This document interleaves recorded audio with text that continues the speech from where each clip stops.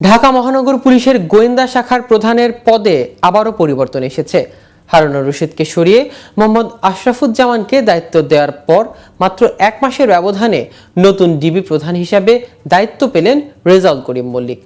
রবিবার ডিএমপির কমিশনার মোহাম্মদ মইনুল হাসান স্বাক্ষরিত এক অফিস আদেশে এ পদায়ন করা হয়।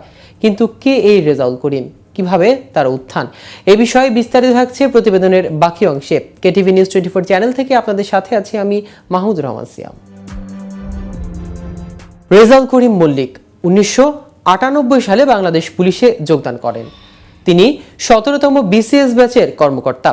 এর আগে 2022 সালের জুলাই মাসে ঢাকা মেট্রোপলিটন পুলিশের গোয়েন্দা বিভাগের প্রধান হিসাবে মোহাম্মদ হারুন আর রশিদকে নিয়োগ দেওয়া হয়েছে। এদিকে রবিবার স্বরাষ্ট্র মন্ত্রণালয়ের জননিরাপত্তা বিভাগের উপসচিব মোহাম্মদ মাহবুবুর রহমান শেখ স্বাক্ষরিত এক প্রজ্ঞাপনে বাংলাদেশ পুলিশের উপমহাপুলিশ পরিদর্শক ও অতিরিক্ত ডিআইজি পদমর্যাদার 26 কর্মকর্তাকে বদলি করা হয়েছে।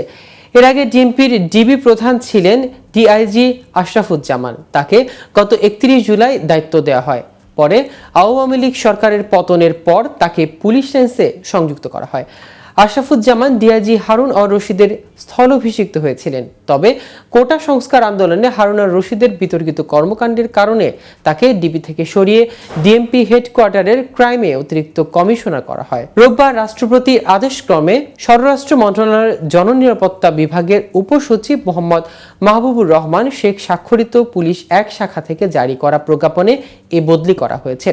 প্রজ্ঞাপনে বলা হয়েছে, জারি করা এই আদেশ অবিলম্বে কার্যকর হবে। মোহাম্মদ আশরাফুজ্জামান বিসিএস 17তম কর্মকর্তা। তিনি এর আগে ডিএমপির লজিস্টিক ফিন্যান্স বিভাগ এবং পুলিশ ট্রেনিং সেন্টারের খুলনায় কমান্ড্যান্ট ও ডিএমপির ট্রাফিক দক্ষিণ বিভাগের যুগ্ম পুলিশ কমিশনার হিসেবে দায়িত্ব পালন করেন। অন্যদিকে এই প্রজ্ঞাপনে এসবির ডিআইজি মোহাম্মদ মনিরুল ইসলামকে অ্যান্টি টেরোরিজম ইউনিটে, সিআইডির ডিআইজি একেএম নাহিদুল ইসলামকে পুলিশ টেলিকম সংযুক্ত, এসবির আমেনা বেগমকে ডিআইজির হাইওয়ে পুলিশ সংযুক্ত, এসবির ডিআইজি মোহাম্মদ মনির হোসেনকে শিল্পাঞ্চল পুলিশে সংযুক্ত, শিল্পাঞ্চল পুলিশের ডিআইজি মোহাম্মদ আজাদ মিয়াকে হাইওয়ে পুলিশে সংযুক্ত, এসবির মোহাম্মদ মনিরুজ্জামানকে রাজশাহীর বিপিএ সারদা সংযুক্ত, হাইওয়ে পুলিশের ডিআইজি মোহাম্মদ জামির হাসানকে অ্যান্টি টেরোরিজম ইউনিটে বদলি করার পর সংযুক্ত করা হয়েছে। এছাড়াও ম্যাস র্যাপিড ট্রানজিটের ডিআইজি মোহাম্মদ মাহবুবুর রহমানকে অ্যান্টি টেরোরিজম ইউনিটে সংযুক্ত,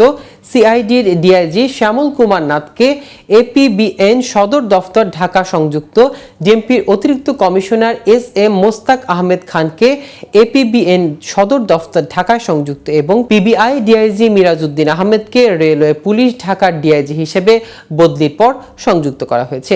উল্লেখ্য, 5 আগস্ট সরকার পতনের পর কার্যত পুলিশের কার্যক্রম স্থবির হয়ে পড়ে। পুলিশের ডিআইজি, পুলিশের কমিশনার সহ পুলিশের ব্যাপক রদবদল হয়। পুলিশ কমিশনার হাবিবুর রহমান সহ অনেক পুলিশ কর্মকর্তাকে বাধ্যতামূলক অবসর দেওয়া হয়েছে। আজ এ পর্যন্তই। নিত্য নতুন সকল আপডেট পেতে কেটিভি নিউজ 24 এর সাথে থাকুন। ধন্যবাদ সবাইকে।